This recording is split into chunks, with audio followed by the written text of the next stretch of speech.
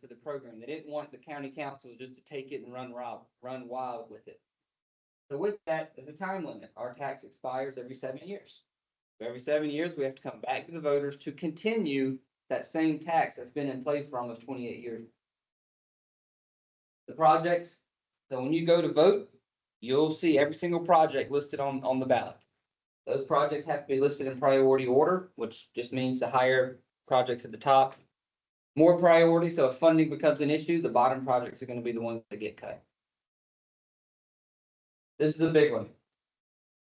There was a lot of skepticism back in the late 90s when Pennies won the first program. And you'll hear me say Pennies 1, Pennies 2, Pennies 3. That's just each time the tax was extended. So when Pennies 1 was time to vote, there was a lot of skepticism. Folks didn't trust the government, thought it may have been a bait and switch. Well, this part of the state law prevents that from happening. So you can be guaranteed whatever money is collected from the tax, A, it stays in York County. It doesn't go down to Columbia to get distributed amongst the state. And B, it's only going to be spent on the projects you vote for on the referendum when you go vote. If we were to violate that part of the law, our program would be pulled from us and we wouldn't have it. So you can rest assured that we're not going to be shifting it to any other pet projects or any other type projects throughout the county. How are the projects chosen? I don't pick the projects. York County Council doesn't pick the projects. There is a 6-member citizen commission that's appointed. And those 6 citizens, they're the ones who pick the projects and they put the projects in priority order. They ultimately then will present that final list of projects to county council for council to approve so it can be eligible to put on the ballot that November. Quick question. How are those 6-member commission chosen? Yes, sir. Very good question. So 3 of the members are automatically appointed by the York County Council. It's a county program. So the county appoints 3 members directly. The other 3 members, there's a population-based formula amongst all the 9 municipalities within the county. And based on that formula determines how those representatives are chosen. For example, on Pennies 4 back in 2017, the city of Rock Hill appointed 2 members directly. And then the 3rd member came from the remaining municipalities within the county. In 2020, well, the commission was appointed in 2022. So updated census in 2020, that changed the formula a little bit where the Rock Hill only had 1 member directly. Due to the growth in Fort Mill, that kind of altered the percentages a little bit. So Rock Hill City Council appointed 1 member directly, and the other 2 members came from the other municipalities within the county. On Pennies 5 specifically, 1 came from TK, 1 came from York. So once that final list is submitted to county council, they cannot change anything with it. Yes, ma'am. So the 3 that are appointed, they're still appointed by government officials. Yes, ma'am. And ultimately, those listed names go to county council for full approval. So when council gets the full list of projects, they can't change anything with it. They can either approve it or deny it. They can't change the order. They can't remove a project or add a project. Again, that's based on the state law to try to limit the politics of councils from trying to get in there and manipulate the project. So the commission, what they do, what our commission does each time, it's a different commission each 7 years. So what they do is, for example, this year, all throughout 2023, we held public meetings in every municipality, held one in Lake Wiley on the western part of the county, in Leslie. So they had meetings all throughout the year, taking project requests from the municipalities themselves and also from the general public. We took requests through our website the whole year. So they spent the whole year gathering all these requests. Ultimately, they whittled that project list down to what ultimately was submitted to county council this past summer. So looking at the history of the program, back in 1997, the Pennies 1 program was approved 51%. Only about 250 votes is what it passed by. Again, a lot of skepticism throughout the county. As a new tax, a new program, people just weren't really familiar with it. So thankfully, it was able to get approved, and you can see the projects there on the screen there. I'll just highlight a few of them, a few of the big ones. Try again. Highway 901, that's Albright Road. Highway 5, just past Northwestern High School, all the way to Cherry Road, South Cherry Road. Furlong, all the way from Meadow Lakes, and Highway 5, all the way to Celanese. So again, a lot of people moved here and didn't realize these were all some of the major projects that used to be 2-lane roads all throughout the county. Total spent was $190 million. Now, the tax itself on Pennies One only generated about $114 million. So the county had to do other grants. We had a large grant from the state. There was a bond, just general fund money was used. They basically scratched and clawed and found any type of funding that they could to be able to finish those Pennies One projects. So after the Pennies One program was approved, York County submitted an application to the state infrastructure bank, said, hey, look at all of these projects we're doing on state roads in the county. What can y'all do to help us out? So with that, the county was awarded a grant that was able to widen I-77 to 8 lanes. So I-77 used to be 2 lanes going to Charlotte. Y'all remember that? It was widened to 4 lanes because of Pennies for Progress. Pennies didn't pay for that project to be widened, but we were able to leverage our local project that we were doing here in the county to get $178 million grant that widened I-77 to 8 lanes, also widened Highway 5 in Cherokee County all the way to I-85. So you had a full 5-lane connection between I-85 and I-77. Also, a portion of that grant went towards some of the funding shortfall with the Pennies One projects. A total of 178 million. About 45, 46 went towards other Pennies One projects to help that bridge that gap. Some of the notable projects, I mentioned Highway 5, that's Meadow Lakes and Hurlong right there, looking towards Northwestern High School. Also have Highway 161, so that's between Newport and York, was widened to 5 lanes. Highway 274, that's Big Allison Creek Bridge there, going up towards Lake Wiley. Furlong and India Hook. And that was again, all the way from Highway 5, all the way back over to Celanese. 160 in Fort Mill. If you're familiar with the area, this picture is very outdated because none of those trees are there anymore. But that one goes all the way from I-77, or actually Highway 21, over towards Gold Hill Road. And there was another project in Pennies 3 that continued that widening all the way to North Carolina state line. And then here's the picture of, I have a before picture of I-77. I should have put in here, but anyway, that's kind of the after of what you see there on I-77. So again, York County has grown so much since 1997. When I do these presentations, a lot of people are just almost in awe, not realizing how much the Pennies program did, specifically early on with a lot of these major highways throughout the county. So looking at the Pennies 2 program in 2003, 73% approval. So obviously, the public was seeing the benefit to go from 51 to 73%. These projects are shown in red, again, widenings all throughout the county. One thing new in this program was all those little dots on the screen are intersection improvement projects. So turn lanes, roundabouts, traffic signals. These are relatively lower cost projects, but could make a huge impact from a safety standpoint and an efficiency standpoint as well. So this program, about $184 million cost on those projects, and again, 73% approval. 2 of the projects on here, Highway 21 bridge over Catawba River. I remember when I first got my license and I had to drive across this road, and it was a very narrow 2-lane bridge, guardrail on one side. I'm like a 15-year-old just holding on as tight as I can. So you can say a very much needed project, bike lanes, sidewalks, much improved. We were able to get a grant, a federal grant on this project. So it was about an $18 million project total. Pennies only paid about $2 million towards it. So that was a huge benefit. And also when we look to get these federal grants, these state grants, most of them, pretty much all of them require a local match. So if it's a $10 million project, the grant will cover 80% or $8 million, and they're expecting the applicant, the county, to cover that 20% shortfall. They like to see the applicants have money, skin in the game, if you will. Well, that's never an issue on us whenever we're applying for grant projects through with the Pennies program. Mount Gallant Road, the 3-lane section between Celanese, which is straight ahead there, all the way back over to Anderson. Then we have McConnell's Highway, another 3-lane widening project. This is kind of a widening, but also a safety project as well. There were a lot of accidents there. That is Meadow Lakes Road. Used to be no signal there. Obviously, there's one there now at the Big West End Church. Help traffic move through that area. Pennies 3 was approved in 2011, 83% approval rating. Again, 51, 73, 83.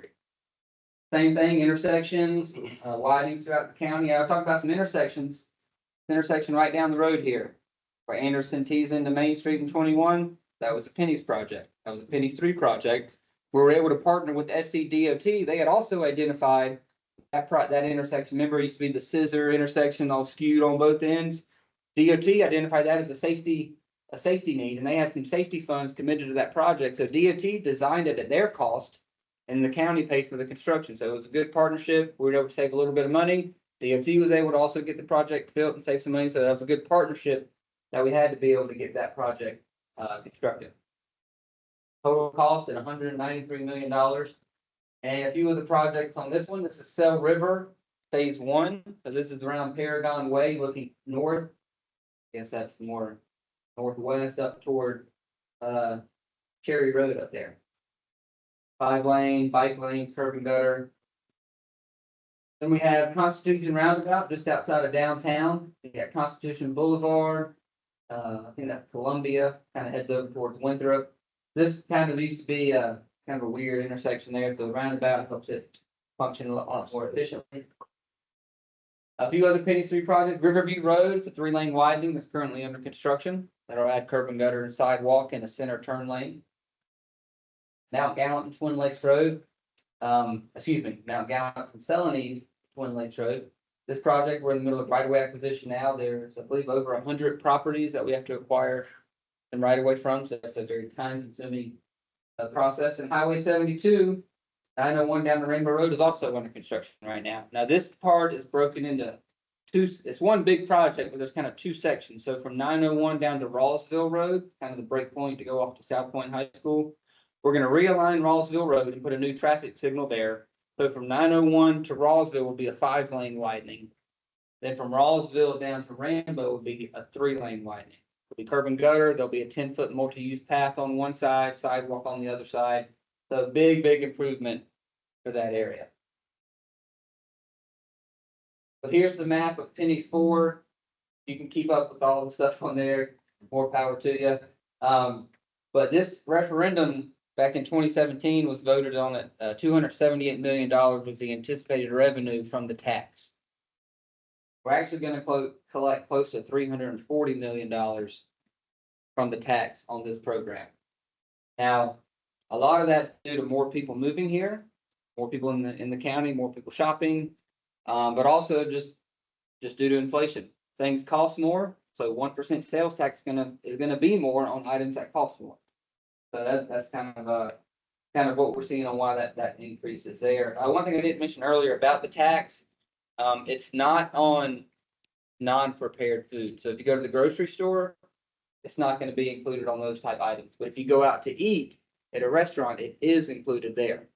It's not included on prescription medication or also when you go fill up your tank car with gas. There's already a separate gas tax that accounts for that. Patrick, Yes, sir. do y'all have a way of breaking out? I think you said the final tally here was closer to 340 million. Correct. We're still collecting. We'll collect through Sure. May of next year. Yeah, or April Sure. 30th. But do y'all have a way of breaking out, as robust as PRT is in Rock Hill and all the events that they have something almost every weekend. Sure. So do y'all have a way of breaking out that type of impact? Anybody knows anything about PRTs anywhere knows Rock Hill's the game in the country. So that's a big revenue stream right there when you've got 200 youth basketball teams and another 100 lacrosse teams coming in, and not to mention that little BMX track over there. It's nothing but dirt and bikes. Yeah, they bring in a little bit of a crowd. So yeah, that's a good question. We get asked that a lot. How much money do we generate from people outside of the county? Yeah, better said. But yeah, to your point, Rock Hill's the leader of that, of bringing folks in from other counties. We do not have that information. Honestly, I'm not sure how to calculate that. I know folks at York County Chamber of Commerce, they've been kind of leading the campaign. I think they may have done some independent research, and they've told me maybe 25 to 30% of our revenue is from non-York County residents. I'm sure that kind of peaks and valley, it has some highs and lows depending on the time of year. Oh, yeah. And with the events and everything that are happening, but I think 25 to 30% is probably a fair estimate. Don't hold me to that, because I think that's probably a good number when you look at the room nights during the event weekends. And It stuff for seems- the weeks. reasonable to expect that percentage. That's probably a good number. So on Pennies 4, again, we had the widenings, the intersection improvements, but one thing the commission heard on Pennies 4 when they were holding all their public meetings was a big push from the public to just pave existing roads. All the new roads are great, but our current roads that we drive on every day are falling apart. So the commission on Pennies 4 allocated $50 million towards repaving existing roads. And the good thing about repaving existing roads is, you remember that right of way I just talked about on Mount Gallant Road, where we have over 100 parcels? Well, when you repave a road, there is no right of way to acquire, because the right of way is already existing. There's no utilities to be moved out of the way, no telephone poles and gas lines, none of that has to be done. So all that upfront work that takes 5 to 7 years on those large projects, we can skip right through that on these projects. So what we did, we had a very aggressive game plan. And I want to shout out SCDOT, who helped us make it happen. We were able to complete, it was 80 miles for $50 million that we completed in 4 years and almost $10 million under budget. So thankfully, we were able to bid out all these repaving projects before the big inflation hit in late 21 and early 22. But if we would have waited, we would have been, paving went from about $400,000 a mile to $800,000 a mile now. So that was one of the huge benefits of Pennies 4, was to get all those repaving projects completed early. The partnership with SCDOT, again, probably 95% of those resurfacing roads were on the state road system. So we partnered with them to be able to get all those roads completed. So is that gonna be a standard where you kind of dedicate some money for just repaving with all the future service projects? Yep, I'm gonna get to that Okay. in just a minute too. The Pennies 4 in 2017 was a 78% approval, so we're still right at about that 80% mark, from the public.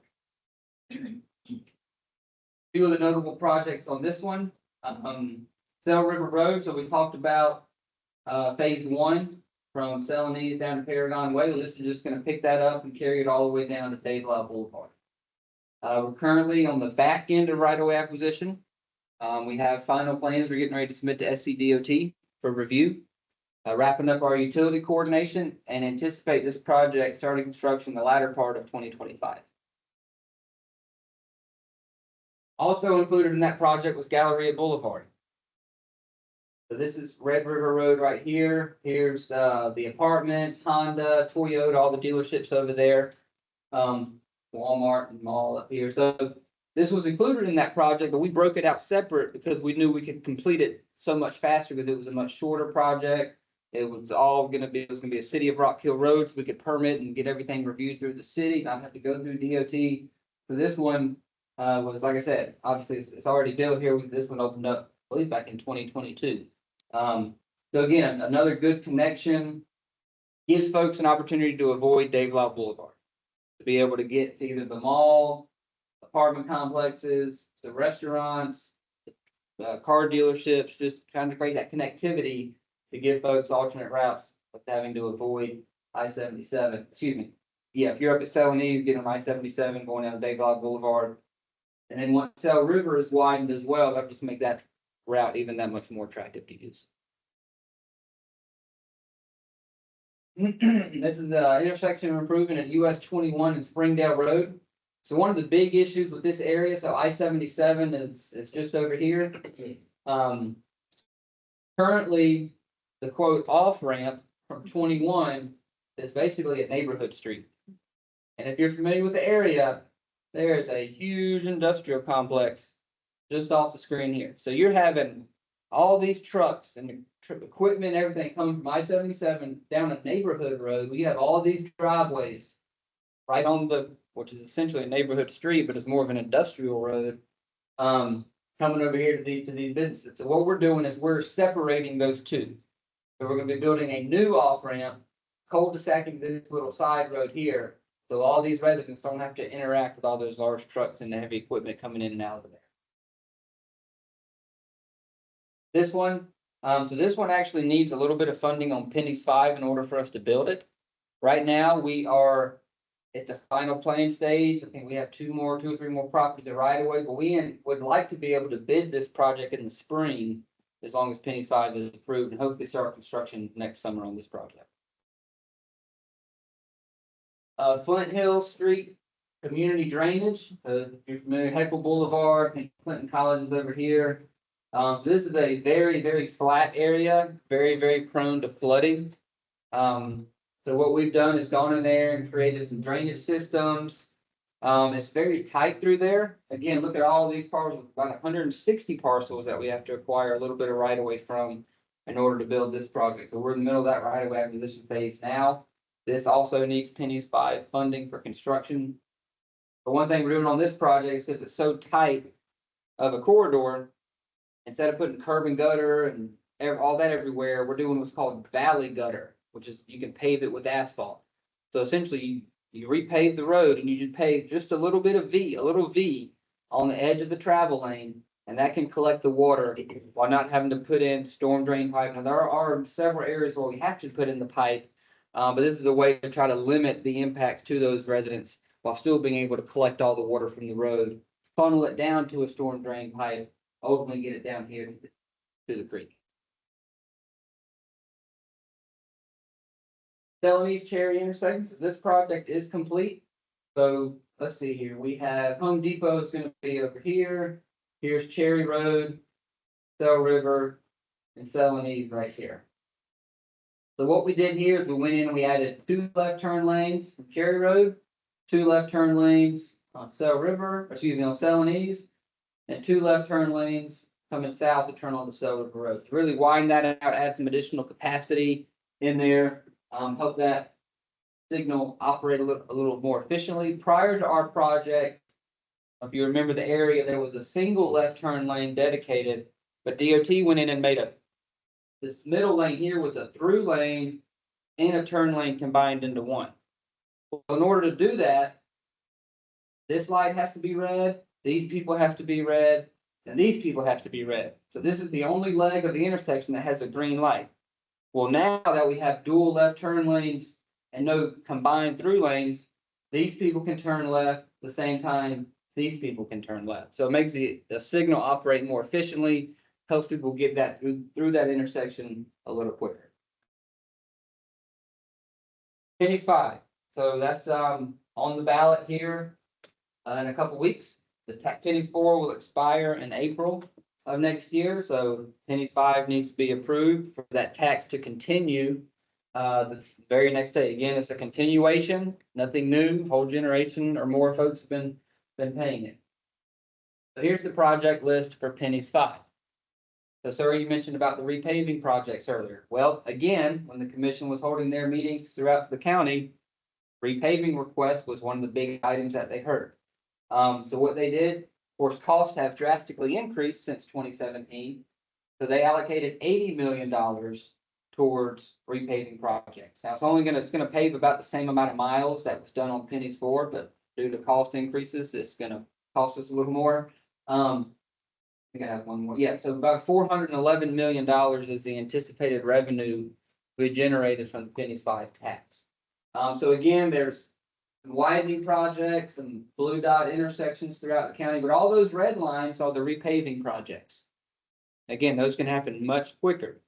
In fact, I started working with DOT back in July, once this list was finalized and approved by county council, and they're already working up a paving project for Western York County and a paving project for Eastern York County. So if Pennies 5 is approved, the plan is to then put two bids out over the winter.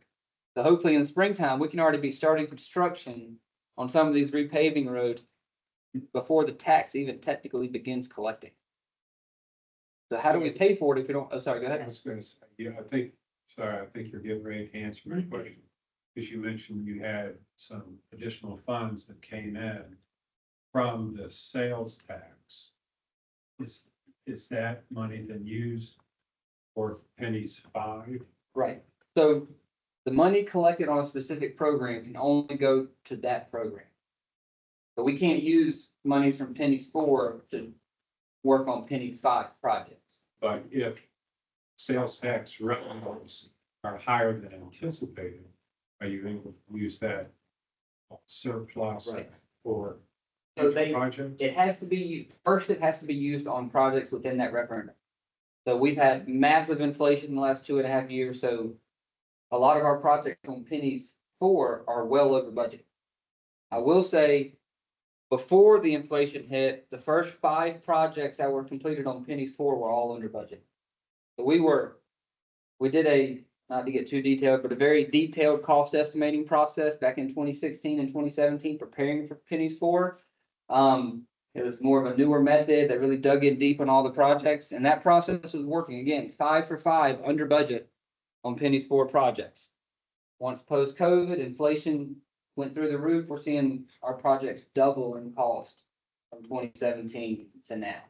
So that extra funding that we were collected, it's got plenty of places to go on the Pennies 4 program. Yes, ma'am. So if you don't complete a project for Pennies 4 because of money issues, can it get voted on or added to Pennies 5? So it's not automatically carried over. Okay. However, the commission, there was a good bit of funding needed on Pennies 4 from Pennies 5, and the commission put those at the very top of the record. So when you go to vote, you'll see carryover projects as the #1 project. Again, priority order. They wanted to make sure those carryover projects were priority #1, to make sure all those roads got completed. All the repaving projects, that's priority #2. Again, that was a big thing they heard from even the municipalities this go around. Were very adamant about getting some repaving projects. So we're gonna be starting this spring on paving some of these roads, but the tax doesn't start collecting until May 1st. We won't get our first revenue check from the DOR till October. Because they have to collect May, June, July. Then it takes us about 2 to 3 months to actually get that check in hand. So how do we pay for projects starting in the spring? Well, we've coordinated with county council. What we did on Pennies 4, and we'll do it again this time, is we're able to get a loan from county council, from the county reserve fund, to be able to jumpstart a lot of these projects. Then we can pay that back over the course of a few years as we begin collecting our revenue. County council is very adamant. They understand a lot of these projects take time, but the ones we can start early, they're willing to pony up and front the bill in order for these projects to get a jump start and get started as quickly as possible. Yes, ma'am.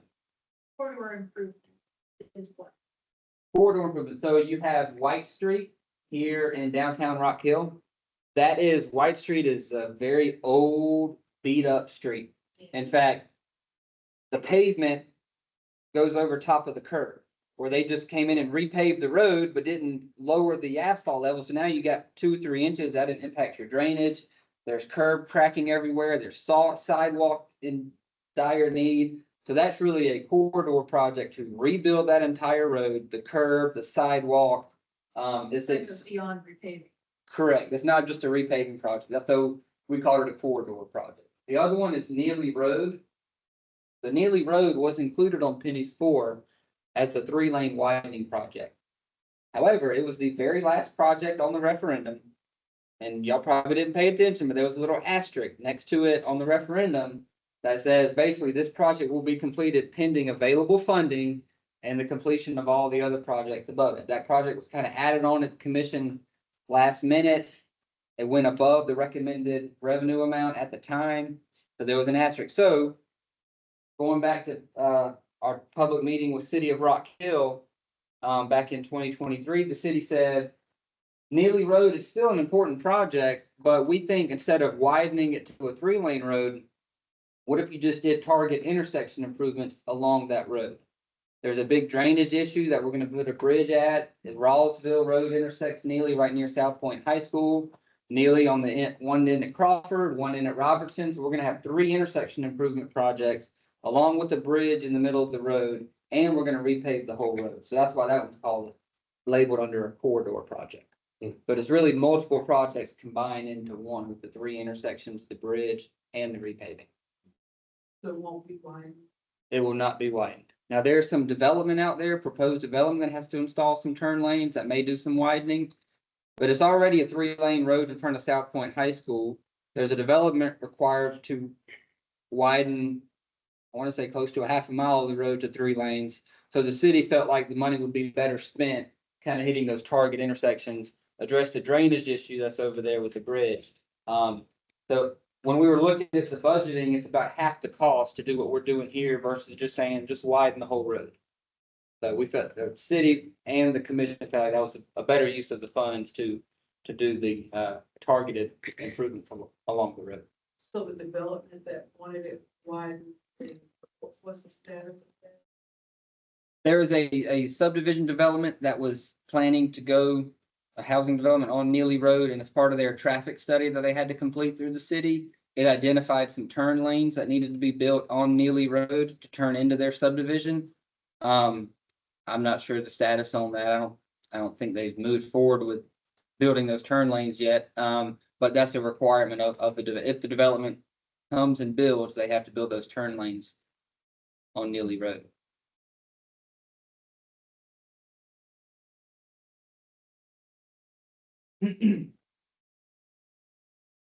So just kind of a quick recap here. We talked about each program and all the funding that we anticipate getting from them. When you add it all up, the sales tax revenue we generated, the federal funds we got, the SID grant to widen I-77, any other grant we got to go towards Catawba River Bridge project or any other projects, you're looking at over $1 billion worth of roadway improvements, all generated through a 1% sales tax. And if you add the $411 million from Pennies 5, you're basically talking about $1.5 billion worth of roadway projects throughout the county, all from a 1% sales tax that we think maybe 25 or 30% comes from non-York County residents.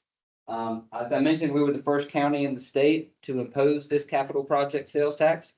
I've had multiple counties come to meet with me saying, hey, how does York County do it? We're trying to start one in Spartanburg or Greenville. We want to know the best way to do it. So folks around the state look at York County and they're envious of what the county has. And that's because of you, the voters, who continue to approve this program. So it's up for vote November 5th. I think some of y'all have already early voted, so hopefully you voted yes. But this will be, it's just 7 more years of the same tax that's been in place. But there's no way that in our lifetime, this would have been done, this kind of improvement would have been done without pennies for profit. Absolutely not.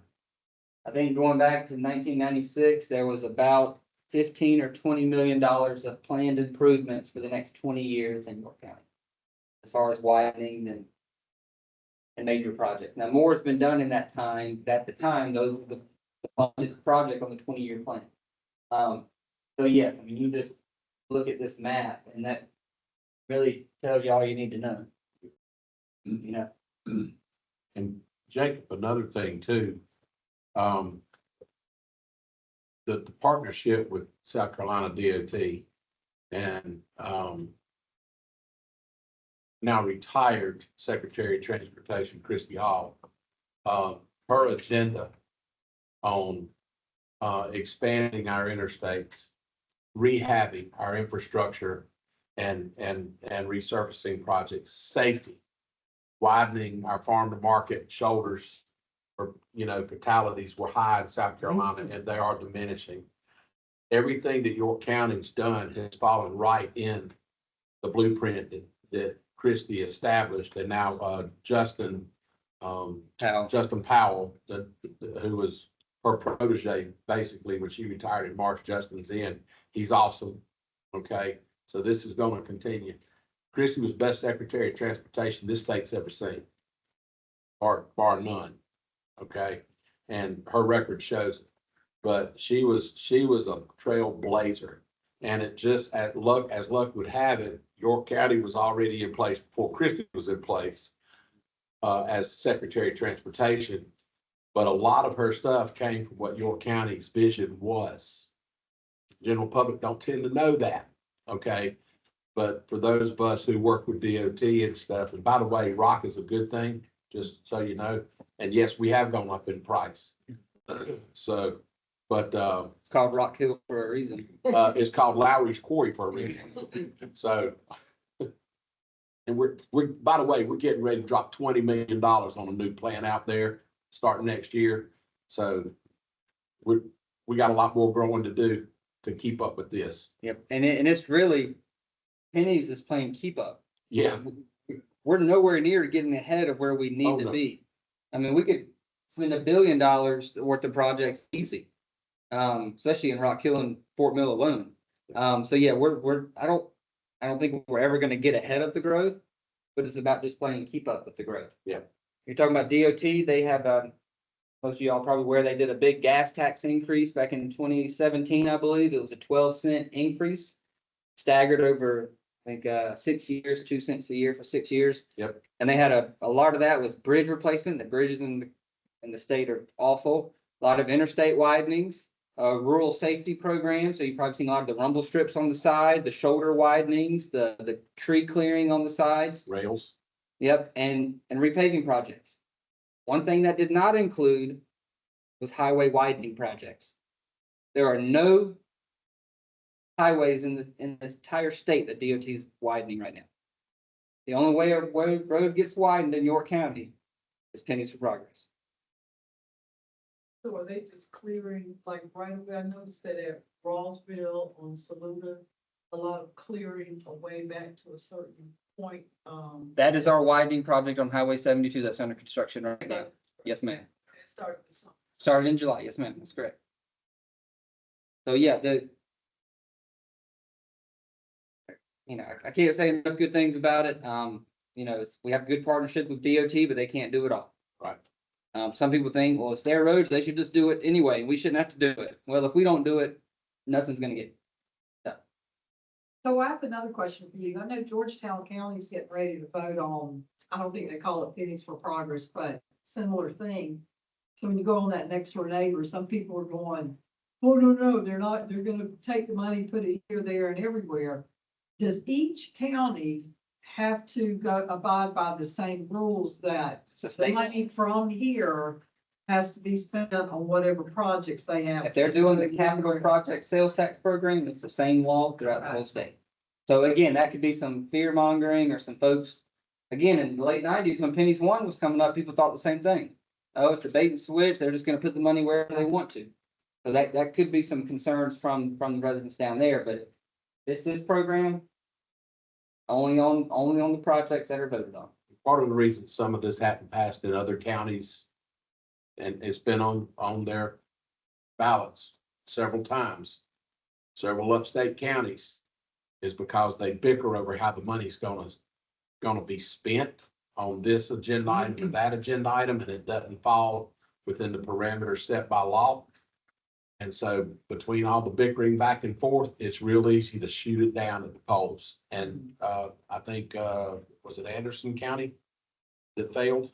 Greenville failed a couple of years ago, and they're Yeah. trying again this November to pass it Yeah, again. Greenville Spartanburg passed theirs first time last year. last year, Mhm. and it took them a couple of It times to did. get through it. So you think counties as big as that, like as many visitors Greenville has, do you think they would have passed that a long time ago? But and one thing the county's learned over the years is that having those public meetings leading up to the project selection is very critical. Because the county just came out with a list and said, hey, everybody, here's a list of roads, we need y'all to vote for it. It's not the same as asking you, well, what roads do y'all want? Rock Hill, Fort Mill, what roads do y'all want to have on there? Clover? It's all parts of the county have to feel like they're getting their money's worth out of the program, or they'll vote against it. How do you all advertise those meetings? So they're posted on our website. I've been on WRHI radio. Greg Suskin, our public information officer, did multiple Facebook blasts several years, I guess, early 23 when those were getting started. Some of the municipalities would promote the meetings as well when we were coming to visit them. Herald article picked up some of it as well. I mean, it was out there. I understand some people may not see it, Yeah. but aside from sending a mailer to every resident in the county, we did all we felt like we could do to put the information out there. There have been, and I don't know whether you can speak to this or not, in the past, there has been some scuttlebutt about, a pole on 77 in South Carolina. Does that, or will that have any effect on Pennies for Progress, or how is that? Right, so to my knowledge, I'm not aware of any type of plan to put tolls in South Carolina. Now, I've heard in North Carolina, north of Charlotte on 77, they added the express lanes from I think it was some private European company or something came in, and I've heard there's talks about doing that down to the state line.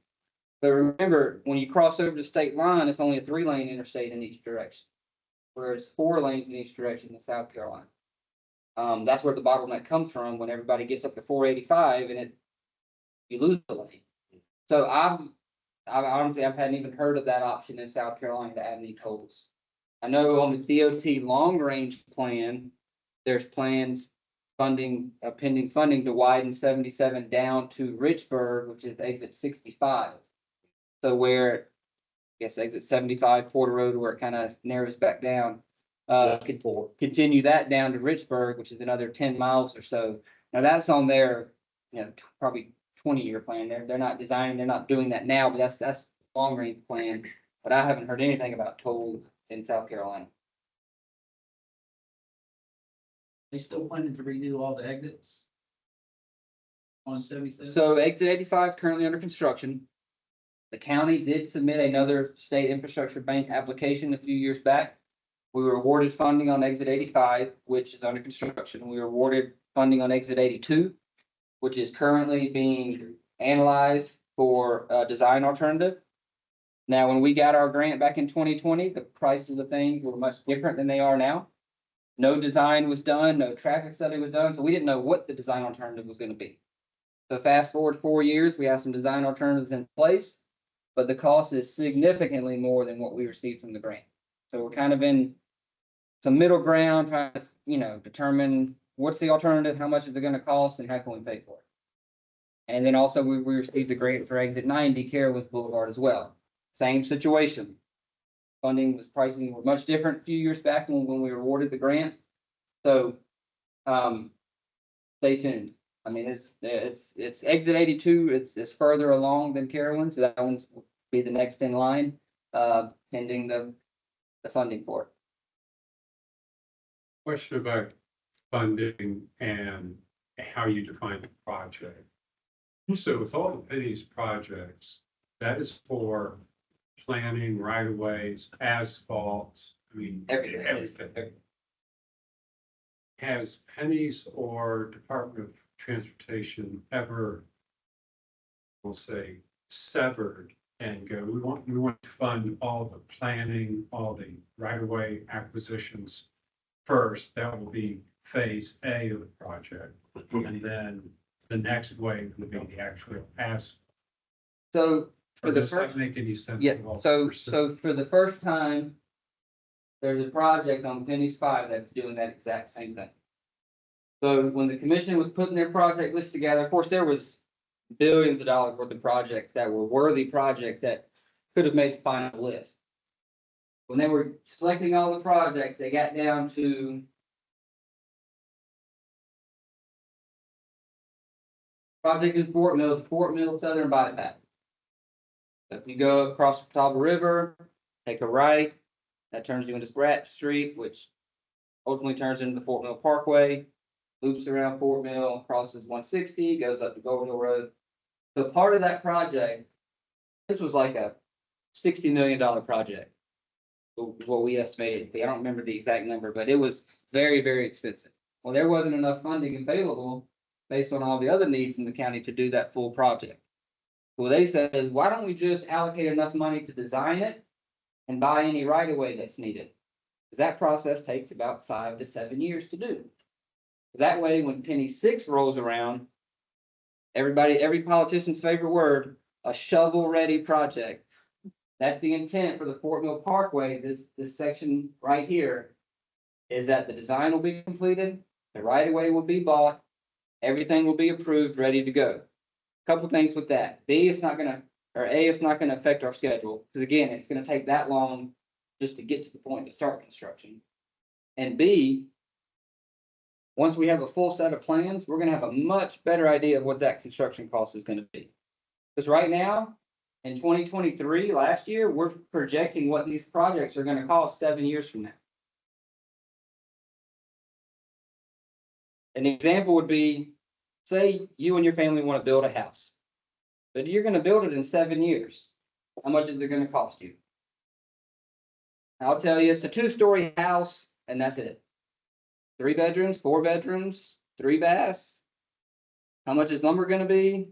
That's what we're trying to do now for projects that aren't gonna be built for 3, 5, or 7 years. So that it's not an exact science. We're trying to project as best we can based on the information we have at this time. Of course, nobody saw the COVID pandemic, all the drastic inflation. Again, we were 5 for 5 up to COVID. So the process we did was working. We did the same process again on Pennies 5 when we were estimating these projects. So I say all that to say back to your original question, that's the first time something like that's been done on things. Typically, they fund the full project all at once. But due to circumstances, the need for that project, available funding, they did break it down to design and right of way only, with the intention of it being picked up on the Penny 6 program. Because that certainly does hold to the letter and the spirit of the state law, all the money's being spent on infrastructure. Correct.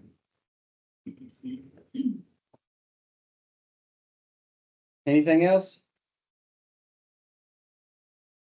I think that was all. Last slide. Any other questions?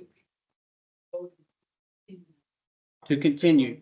Now, when you go to the ballot, it's gonna say capital project sales tax, imposition or reimposition, some fancy words on there, but just know it's a continuation of that same tax. And all the projects will be listed. It'll list, You're gonna know it because it's this long in the ballot. And once you read that and go. it's very long. with All the way one to the print. bottom go. It's that. But it lists, again, it lists Like all the that. projects on there. It does. It's about most of the backside of the ballot. Yeah, it should be probably your last page on there. Okay? All good? All right, well, thank you all for having me here tonight.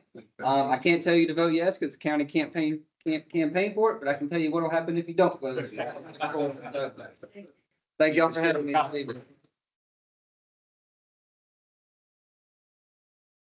Think what would have happened if Celanese Road hadn't gotten widened from 2 lanes? This is the field of dreams. If you build it, they'll come. Yes, indeed. So one thing I should have mentioned, when we design our projects, whether it's an intersection with turn lanes or we're doing a widening, we'll do a traffic study at the very beginning to know, A, how many cars are existing out there today. If it's an intersection project, how many cars are turning left? How many are turning right? We track all that data and we project that out 20 years into the future. So we'll assign a growth rate if we're aware of some large developments, Kingsley area, for example, that we know is going to be expanding. Then we factor that into our growth rate. So we know we're designing, say, a turn lane that's going to be able to support traffic in 20 years, not just today. But we don't want to build a road and 5 or 10 years later, it's already outdated. So we do project traffic for 20 years into the future whenever we're designing the projects.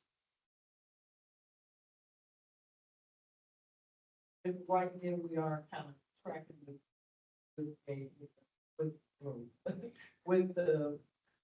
I With guess, the growth. the roadways that we have and that you're funding. It appears to be tracking with the road. It isn't, but remember, we're trying to project 20 years into the future. Right. So we're using the data that we have now. Not saying it's perfect data, but we have to base it off something.